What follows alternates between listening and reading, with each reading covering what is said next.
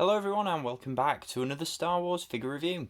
Today we're taking a look at some more Black Series 6-inch figures, and these next two reviews are going to concentrate on two Cantina patrons from Star Wars Episode 4 A New Hope. First up we have the evil Dr. Evazan, and while I'm very happy to have this figure in the collection finally, it's not as great as it could have been. This is one of those instances where Hasbro have heavily relied on recycled tooling to create a brand new character.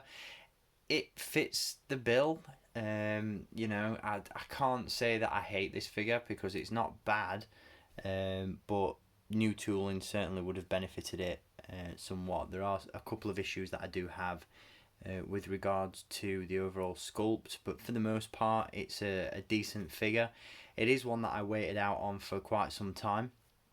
Obviously this guy and his counterpart Ponda Baba were released a good few months back now, but they're starting to sort of finally get reduced in price. So as you can see, I picked this one up recently from Forbidden Planet for just $19.99 as opposed to the RRP of $23.99. So, playing the long game certainly helps.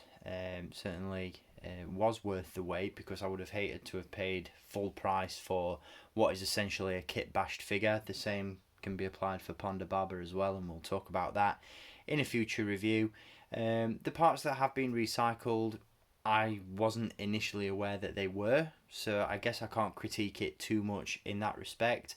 I think the main issue for me personally is the fact that Hasbro are hiking up the prices of their figures, but they're recycling parts from previous ones that were a lot cheaper at the time of release.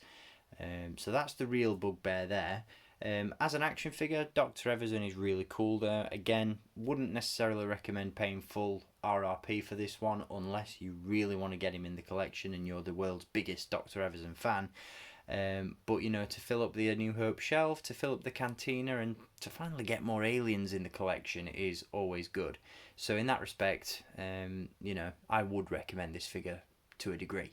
So before we jump into the review itself, let's take a look at the packaging that he comes in. So as you can see, once again, pretty standard stuff in terms of the packaging. We do have a lovely sticker plastered on the front there. Obviously, as I picked this one up as part of Forbidden Planet's sale on a recent trip to Birmingham. As you can see down the side, you've got that orange banner that indicates this character is from Star Wars A New Hope, and again that colour bleeds into the side where you've got this nice image of Dr. Evazan on the spine of the box, if nice image is the right term to use.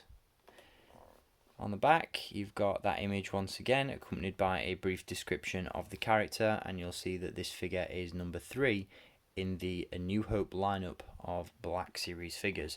So yeah, pretty standard stuff in terms of packaging. Again, really cool artwork. You've got the Cantina and all its patrons there at the top as well, which is really cool. But all in all, pretty standard stuff. So let's take a look at the figure. So here we have Dr. Cornelius Evazan, and once again this is a somewhat reasonable figure. I'm not going to go the whole length and say that this guy is absolutely fantastic, because while he's good, he certainly could have been better. One of the things that really stands out about this figure for me personally is the head sculpt. I think that is really good.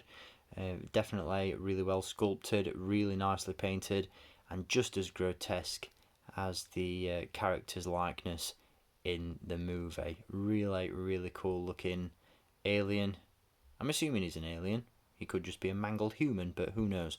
But yeah, really cool head sculpt on this figure. Hasbro have captured the likeness of the character really well. You've got his gammy eye, his bunched up nose, that scruffy hair with the 70s sideburns going on down the side. Really cool in terms of the likeness to the character. I absolutely love that. There's some really great textures sculpted into the skin as well, which is really nice. As you can see, it does have a bit of a glossy look to his overall head, which is a little bit of a shame, but like I said, those textures and details really stand out nicely. As I said, he is a somewhat kit bashed figure, so he does recycle parts from previously released figures. From what I can tell, the head, obviously, and the torso are brand new to the figure, as is the vest that he's wearing, which is a separately sculpted piece. But the arms are recycled from the Jedi Knight Luke Skywalker figure that was released in the Black Series all the way back in around 2014, 2015, probably earlier. And they're a little bit skinny, not probably the best arms to have been used on this figure. They're not quite in proportion with the chest. He's got a bit of a beer gut going on. And the arms just look a little bit skinny in proportion to that, which is a little bit of a shame, and that's probably one of the weakest aspects of the figure, if I'm being honest. The legs are recycled from 2017's DJ figure from The Last Jedi, although this is the aspect of the figure that was recycled that I wasn't initially aware of.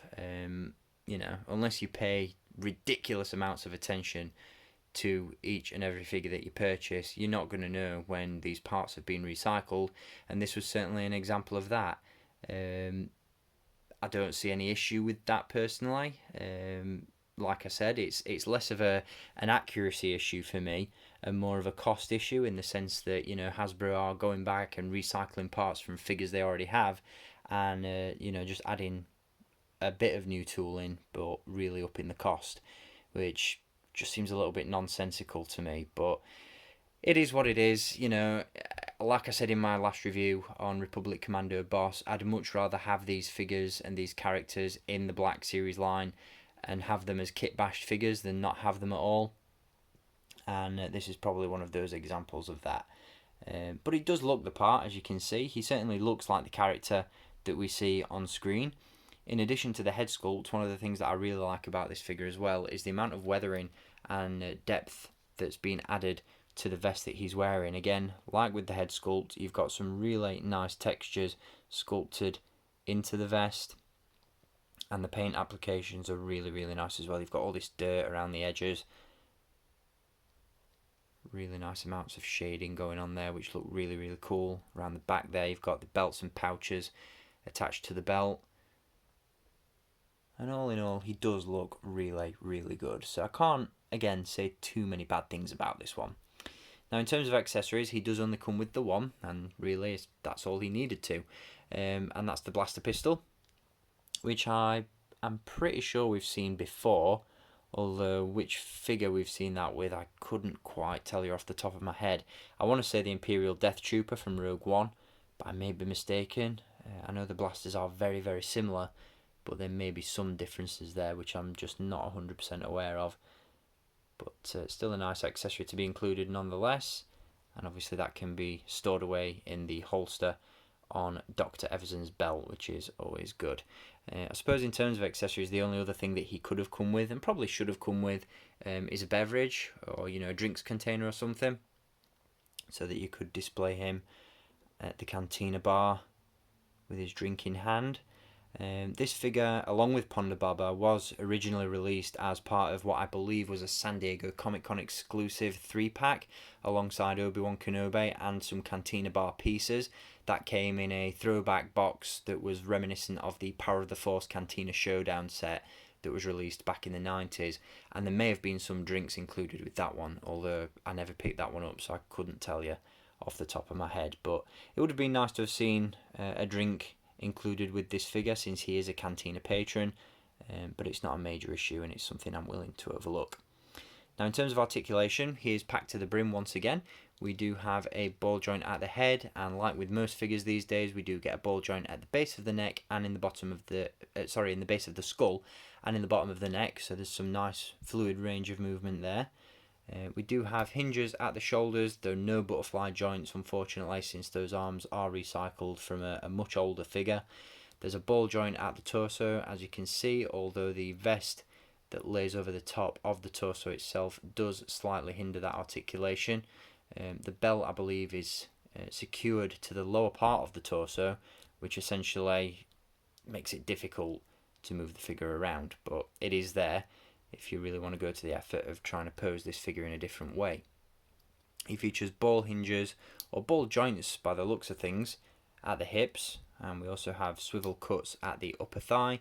We've got a double joint in the knee, which we haven't seen for quite some time, and then there's also a hinge and a rocker at the ankle as well. So reasonable articulation. Again, because he relies on older parts from previous figures, he is a little bit hindered in the posability department, but for the most part he looks really cool. And as background filler for, like I said, a cantina scene, or if you've got a setup for a episode 4 display in your Black Series collection, obviously this character and this figure is a must-have.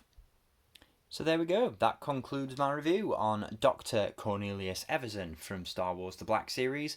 Here he is, as you can see, displayed alongside his partner in crime, Ponda Baba, or Walrus Man, and we'll be taking a look at him in my next review, so stay tuned for that. But until next time, as always, I hope you've enjoyed this review, and until my next one, keep collecting, and may the Force be with you.